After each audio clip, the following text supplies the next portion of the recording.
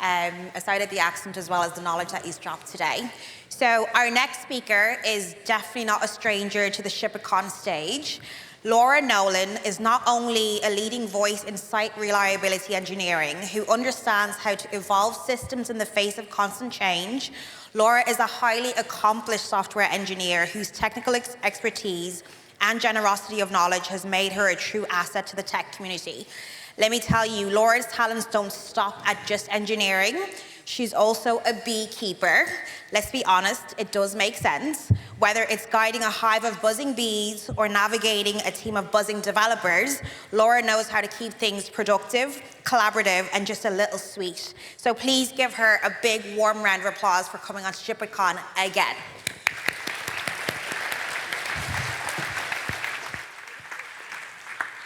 What I am not is an expert in making my cursor go onto the correct screen. Oh, 1 second. Am I going left? Am I going right? 1 second. Okay, I got it. Excellent. This is always the hardest part of getting any talk going. Okay, so thank you for all being here. Thank you to the organizers of this conference for having me for, is it 5 or 6 times now? It's a lot of times. I'm almost at the point now that when I stand in this room, I start thinking about previous talks I've done here at ShipItCon, and not all of the exams I did here during my student days at Trinity, because they used to use in here as an exam hall. So why talk about ethics at a conference that's about software and mostly software operations? So I guess 2 reasons. First off, I mean, I think a lot of us actually are interested in these issues. I think it's like a systems thinking thing. We're used to, thinking about systems as systems and their sort of downstream effects and second order effects. It's kind of something that we all do as part of our work. But secondly, I did offer the organizers a choice. I said that they could have a lovely talk about software rollouts, or that they could have this talk, and they said, oh, well, that one sounds more interesting. So it's on them. So a little bit about me. I'm not a real astronaut. I am a software engineer. I've contributed to some books, most notably the SRE book from about 10 years ago, and some other bits and bobs. I'm on the board of the Usenix Association. I'm one of the organizers of SREcon, which some of you may know about. For the last several years, I've also been a campaigner for a ban treaty against lethal autonomous weapons, because I don't think we should let the software kill people. And I'm a beekeeper because, it turns out that in addition to running complex systems at work, I like to keep them as pets. So next year's talk proposal is what I learned about distributed systems from the bees. Preview. But why bioethics in particular rather than engineering ethics or data ethics or any other sort of ethical system that we could talk about?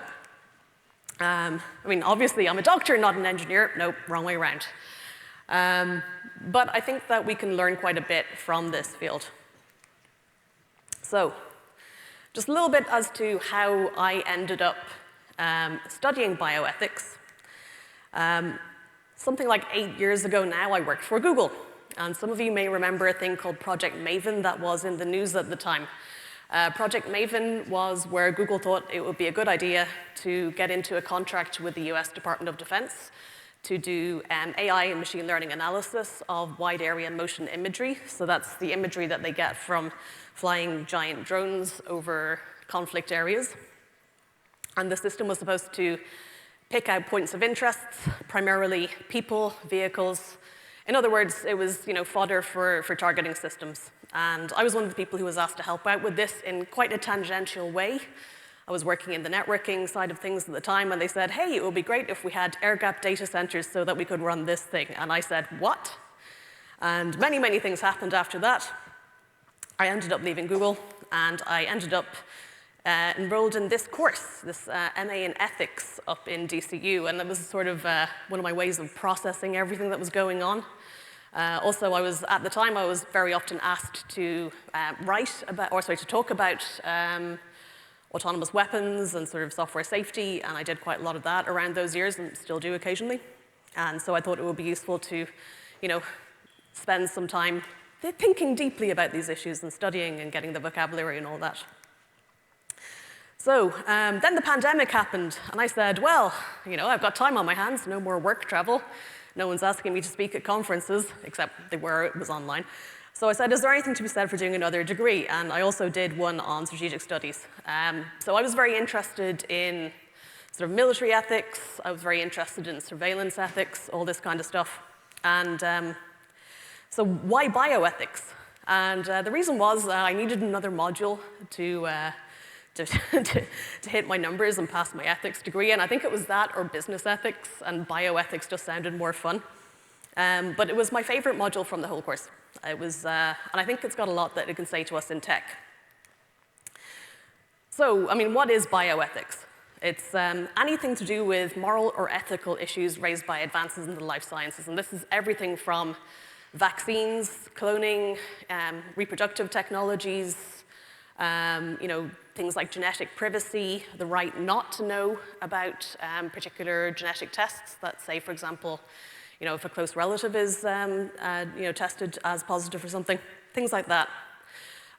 It also encompasses the more theoretical aspects of it, but there's also very practical guidelines for decision-making in patient care and medical research, which are two things that are somewhat intertwined. So you've got to balance progress with human rights, dignity, and fairness. Yay! I mean, surely this is obvious. But one of the things that I think is very sort of appealing for us as technologists, as engineers, is that bioethics is really practical. Bioethicists are very much engaged with the real problems of the cutting edge of these fields. Real people, actual blood, not just machines crashing. It's very practical. And I think that's quite attractive to me. It's something that I really liked about studying it. There are trade-offs, like real trade-offs, and doing nothing is sort of not always the best thing to do.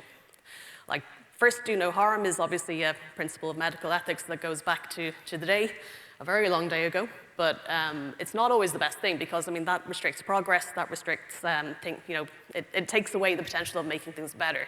So that's a problem that we face in tech as well. Sometimes doing nothing is not maybe pragmatic in some ways, but it's not the best thing. So it's not pie in the sky. With bioethics, you will reach decisions.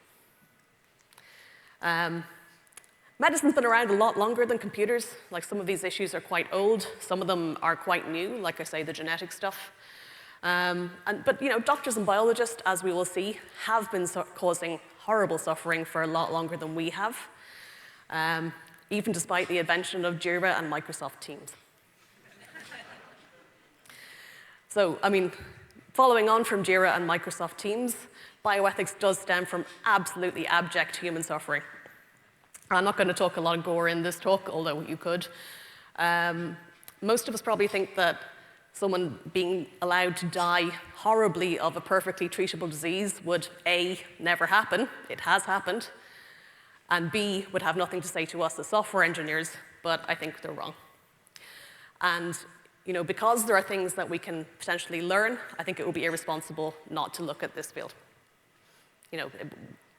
I think one of the things that software operators tend to hold dear is that learning from failure is important, and that's how we progress. So let's learn from failure in a different field. So bioethics is also about technology and change. That's an obvious correspondence with our field. What are the ethics of introducing robot surgery, brain implants, genetic testing, all these things? It's very, very, very technological. And, very much like our industry, this is big business. So it's not like the same kinds of, commercial pressures and things don't apply. They're there as well. So, bioethics, how it started. Steal some water. This is a photo of one of the Nuremberg trials. These happened after World War II. There were a number of them, and basically it's Nazis being hauled into court and tried to be held accountable for what they've done. The one that's important here for this talk is this is the doctors' trial. So the experiments that medical practitioners and biological researchers did in the concentration camps primarily during World War II are too horrible to describe, and I'm not going to describe them. One of the mildest ones were the ones where they repeatedly immersed people in freezing cold water to see how long it would take them to die. That's the milder end. Death, disability, horrible life-changing injuries, just massive cruelty, basically, in many cases, torture dressed up as medical research. So this is the worst of the worst. I mean, there's no gray area here. This is entirely black.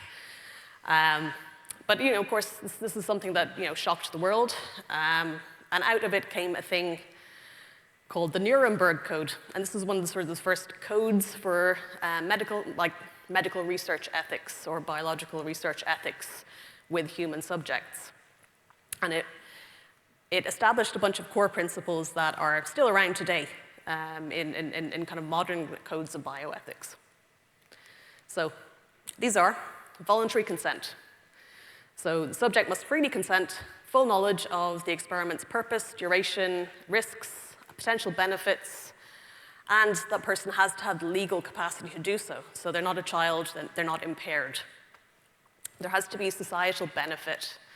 The experiment should yield useful results for society, and the knowledge should not be obtainable by other means, such as, for example, animal experimentation. One of the precepts here is that if you're going to do risky human research, or pretty much any human research, you should back it up as much as possible with models done with animals, because if there is risk, it is better to risk animals than human welfare. You have to design your experiments to avoid suffering. There should be no death or disabling injury. Risk should be proportional to the benefit. So if the benefit of a treatment or a piece of research is minor, you should not do highly risky research. Patients should they should have a right to withdraw from the research at any time. They should be protected. That means that risk mitigation, plans for making right any harm that they suffer, this kind of thing. And if the researchers decide that the experiment is irresponsible to continue, in that it is posing a large risk to participants, they have an obligation to terminate the experiment early. And we do occasionally see that now. So this is something that happened sort of between 1932 and 1972. This is a picture of a doctor drawing blood for something called the Tuskegee experiment. Has anyone heard of this? Hands up, yeah. Okay, a few of you, not most of you. The full name of this study was the Tuskegee Study of Untreated Syphilis in the Negro Male. This already tells us a lot about the experiment. So the goal of this experiment was to basically understand the progression of the disease of syphilis, and they had chosen a particular cohort, which was black men, to do the study on. The study went on for 40 years, and during that time, a number of, more than 100 people died of the disease of syphilis as participants in this study. Now, the shocking part of this was that there had been effective treatments to reduce the severity of syphilis since the 1920s, and by 1945, which was only 13 years into this study, it was common and absolutely standard practice to treat syphilis using antibiotics, penicillin. So this study was utterly unnecessary. It was just causing human suffering. It was done on a group that were less privileged than most in society and therefore more vulnerable, and they were left to suffer for information that is maybe of academic interest about the progression of this disease, but ultimately it doesn't warrant this kind of scale of human suffering and misery, right? There was no informed consent. The patients were not told that there was the possibility of effective treatment. So just so many violations here of the Nuremberg Code that had been codified just around this time. And then here's another one that's a classic case in the annals of bioethics. Who has heard of Willowbrook? Yeah. Not even fewer than Tuskegee. Yeah, this is a bit less famous, but actually almost as shocking. So Willowbrook was a residential school for intellectually disabled people, like mostly sort of children and adolescents. And this was sort of during the 1950s through to the 1970s that this school was active. And they had a long-standing problem with having hepatitis A outbreaks within the schools. They got in contact with some doctors basically saying, hey, we have this hepatitis A problem, can we have some help? And so what happened was these doctors who had been asked to help kind of went, yay, an opportunity to do some research. They kind of said, well, most of these kids are getting hepatitis A anyway when they come into this institution, so let's just deliberately give them hepatitis A and study the course of the disease. So similar in some ways to Tuskegee in that the focus was on understanding disease progression. Children did become very, very ill, and it's been called the most unethical experimentation ever. And there are parallels here with Tuskegee. You have subjects who are vulnerable. So you have sort of poverty and racial disadvantage on the one hand, and in this case you have age and intellectual capacity. You've got complete lack of informed consent, and in neither case do the populations involved benefit from the research in any way. In fact, they're being harmed by the research for no benefit, so completely unethical. So what happens next is, this just looks like a house, but what it is it's the Hastings Center. And this was established pretty much around the time that Tuskegee and Willowbrook were shocking society. And it was established as a center for the study of bioethics. So this has been established for more than 50 years now, and it sort of very much drove the field of bioethics along in its early years. It was the first formal institution in the world to pursue those issues. So there are, maybe some nascent technology institutions that are working on tech ethics, but none has yet had the impact that the Hastings Center has had. So what does this have to do with tech? So, secret psychological experiments. Do we ever do those? We did in 2014, a lot of them. So there was a famous case in 2014 where Facebook decided to study emotional contagion. They manipulated the news feeds of 700,000 users to see if their posts would be affected by positivity or negativity of the content that they were reading. And the experiment found that when users saw less positive content, they posted less positively and more negatively, and vice versa. So it was evidence of social contagion. They published the study in a journal called PNAS, with some Cornell University researchers, and it did spark quite a big scandal at the time. Some of you may recall this. So it speaks to some of the Nuremberg Code principles. So there was no voluntary consent or transparency, that people were having their emotions manipulated. There was no right to withdraw. And it was sort of a general treating people like lab rats. No death, no disability, but emotions are not to be toyed with. Then the same year, 2014, was a banner year for this sort of thing, or at least a banner year for companies admitting that they were doing this sort of thing. OkCupid were running randomized experiments on users. So OkCupid was one of those dating sites that existed before Tinder for the kids. And what they were doing was they were putting people in experiments where they were OkCupid's thing was it would give you a match percentage that it thought you matched with a particular person, and you could filter your results by that. So they were doing experiments where they were telling you that you were matched 90%, like a very high match with somebody, or 30%, and seeing how that influenced how the communication patterns subsequently went. Did people communicate a lot more? Did they break off contact? That kind of thing. So again, you have this sort of lack of transparency, this sort of manipulation of people and their behavior, for commercial ends, and maybe a bit for curiosity as well. Okay, getting a bit darker. So, chatbots. Chatbots and vulnerable users. There are at least 2 courses or court cases that are currently wending through the courts, both in the US, I think. There's one, a kid called Adam Rain killed himself, and his family are saying that that ChatGPT in particular had a lot to do with this. So the court case documents include they do include some snippets of the conversation. So things like, yeah, I think for now it's okay and honestly wise to avoid opening it up to your mom about this kind of pain. And then the kid said, I want to leave my noose in my room so somebody finds it and tries to stop me. And ChatGPT replies, please don't leave the noose out. Let's make this space the first place where somebody actually sees you. So that's why the family is suing. And then there's a second case, Soul Seltzer. This one involves character.ai. And in this case, the kid shot himself with a handgun after having a conversation with a character that had been crafted to respond like Daenerys Targaryen from Game of Thrones. And their conversation is all about, come home to me, and he kills himself.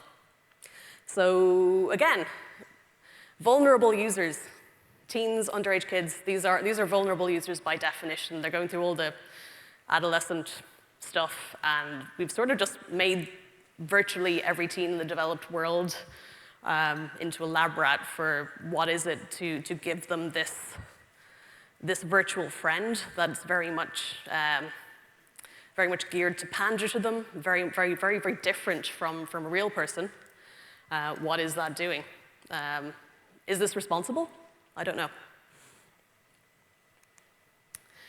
Something completely different was the Facebook Free Basics. There's a very interesting book called Careless People that came out a little while back. I don't know if anyone's read that. It talks about this extensively, but Facebook Free Basics was marketed as free internet access for people in developing countries that didn't have easy access to the internet at the time. But it only allowed certain sites, primarily Facebook and Facebook properties, so basically made these populations into controlled test populations for Facebook's platform dominance. So you're, again, this sort of exploitative aspect. No real autonomy, no choice offered to the users. And the final example I have of this is loot boxes. So people are probably aware of the controversy over those in the last few years. So we had mobile gaming is obviously pretty popular. And for those who are not aware, a loot box is it's a digital container as part of a video game that you can open to receive some sort of virtual items. And some of them will be high value, and some of them will be low value, and they usually have some sort of financial sort of analog as well.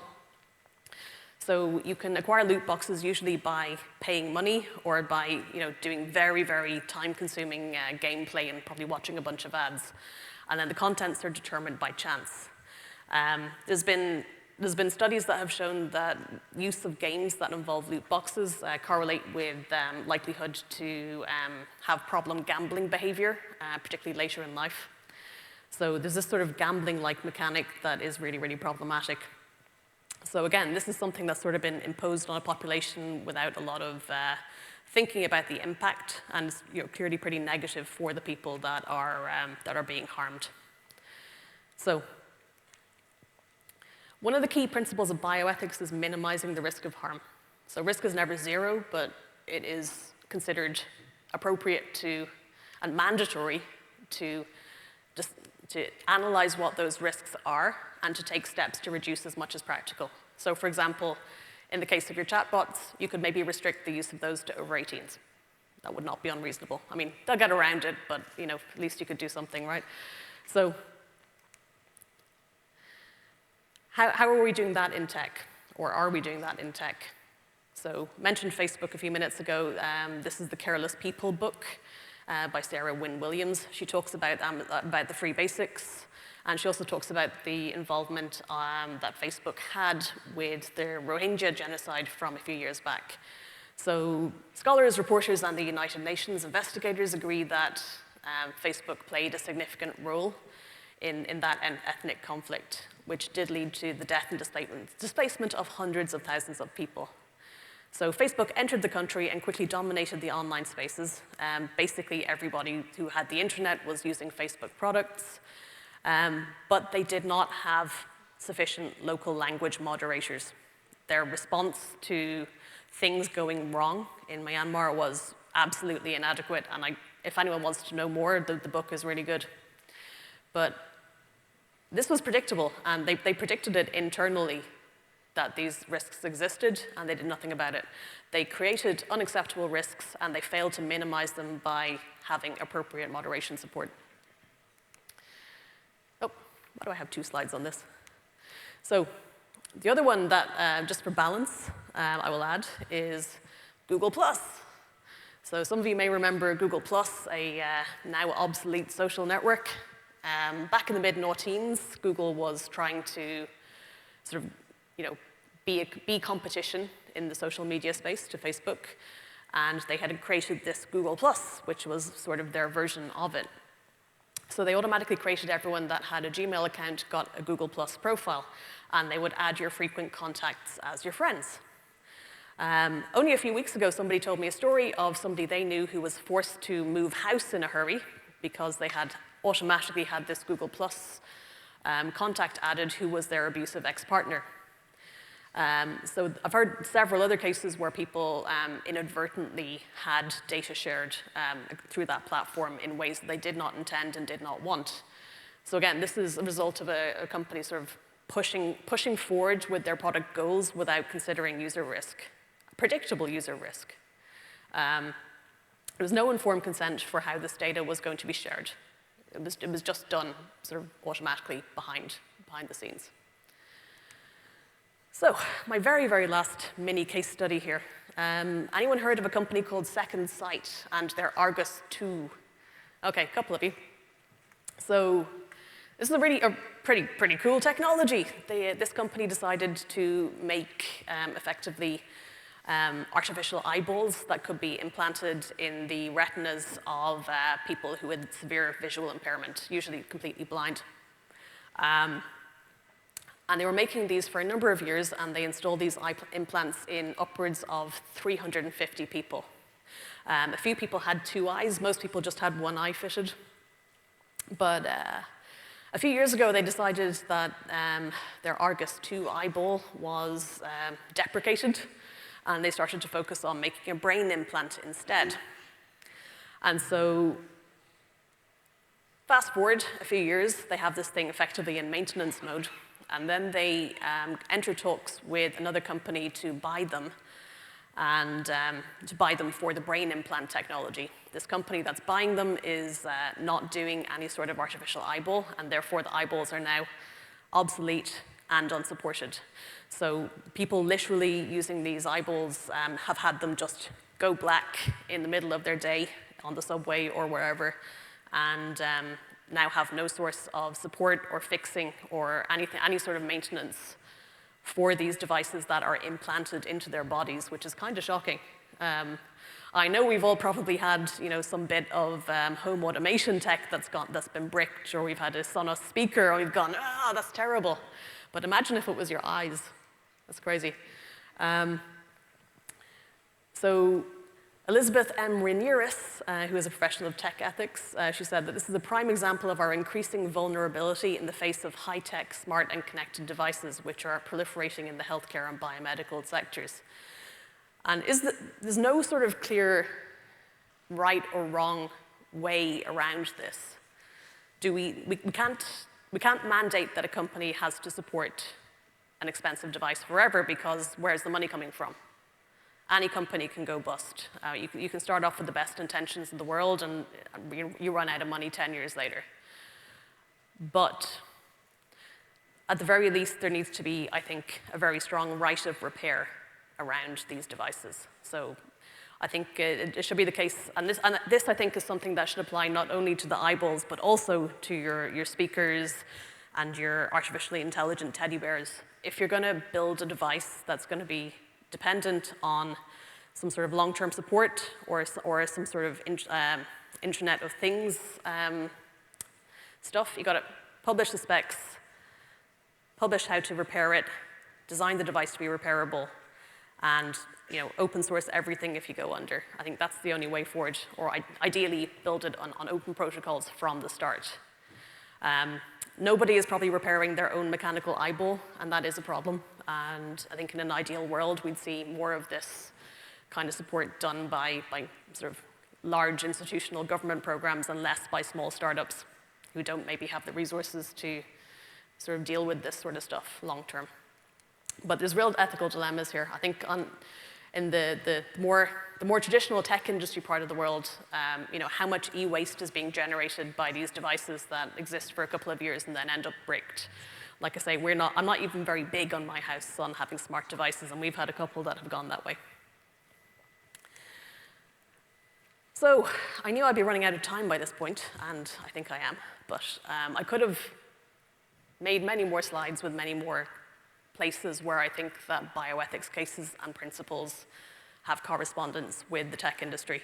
So ownership of public work, so art and writing, has some correspondence to the rights to benefit from cell samples or genetic data. So I'm thinking of the Henrietta Lacks case here, the immortal life of Henrietta Lacks, who contributed one of the first immortal cell lines, enabling a lot of biological experimentation, but she didn't consent and didn't benefit from it.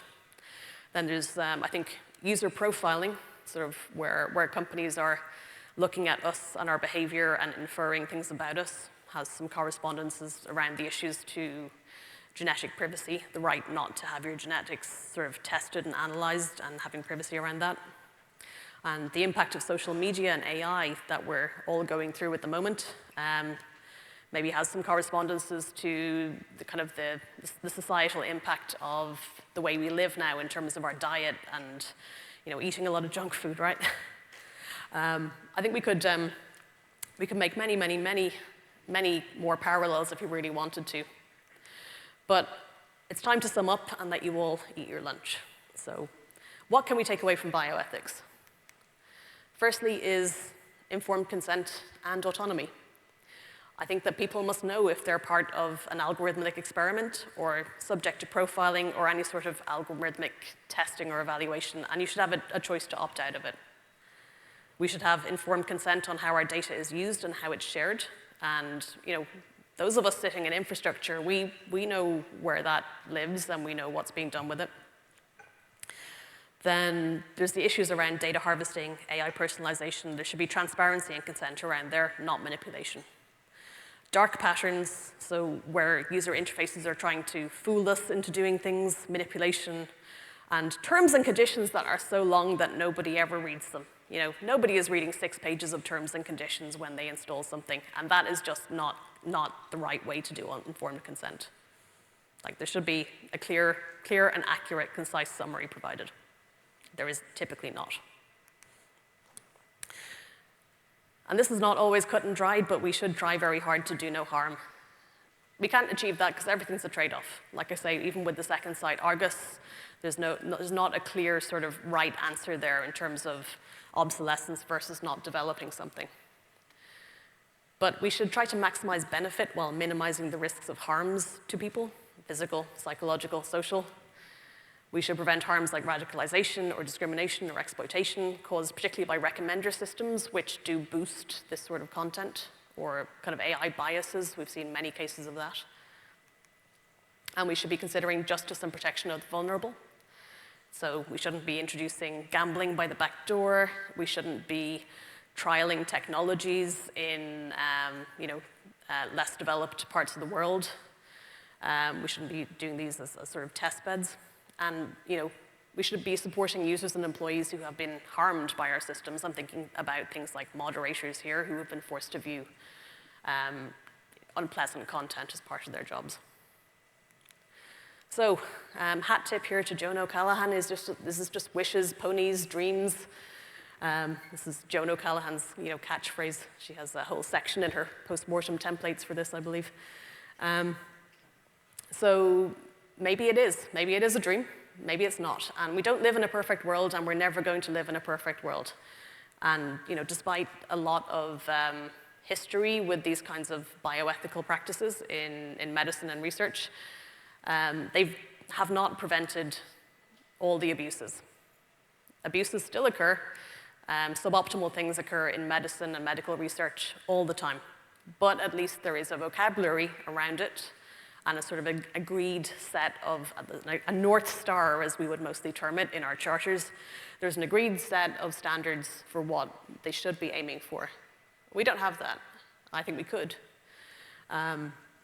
And I don't think that the core principles will end up being radically different from what we see in bioethics or other fields that are interested in technological change and the trade-offs around that. I think it will help us to articulate problems and to make better arguments, and maybe in some ways to do better for our users, for our fellow employees, for the world. That's all I got. Wishes can come true.